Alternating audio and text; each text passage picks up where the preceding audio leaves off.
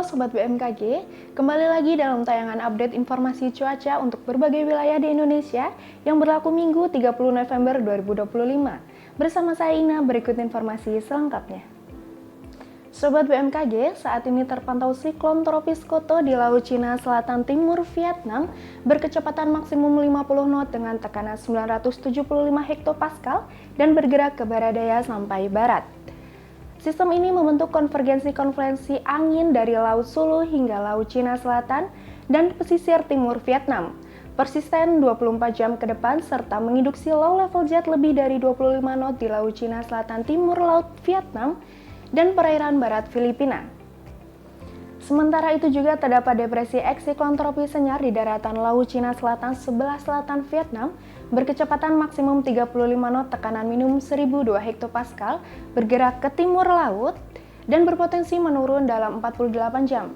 Sistem ini membentuk konvergensi angin dari perairan timur Malaysia hingga Laut Natuna Utara dan dari Selat Karimata hingga Laut Natuna, serta menginduksi low level jet lebih dari 25 knot di Laut Natuna Utara dan di Laut Cina Selatan.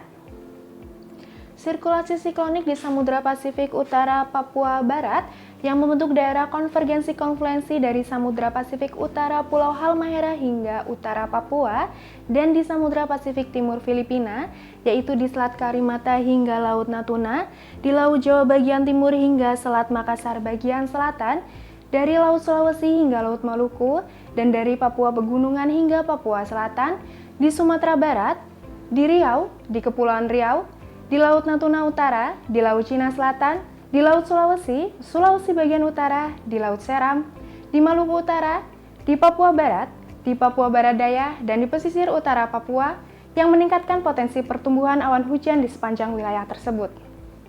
Sobat BMKG, kombinasi dinamika atmosfer tersebut menyebabkan potensi cuaca cukup signifikan di beberapa wilayah Indonesia.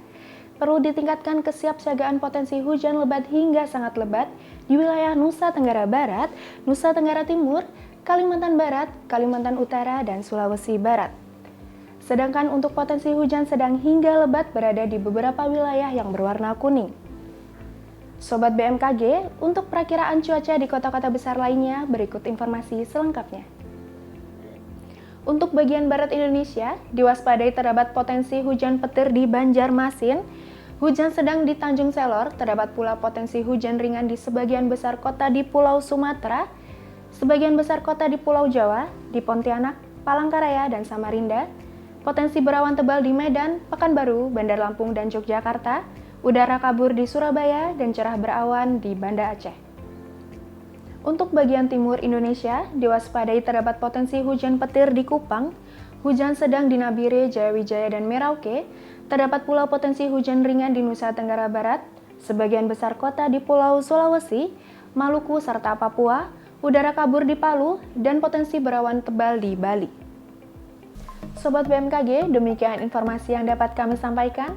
Pastikan untuk selalu memperbarui informasi cuaca melalui website bmkg.go.id dan media sosial kami di @infobmkg. Terima kasih untuk perhatiannya dan sampai jumpa.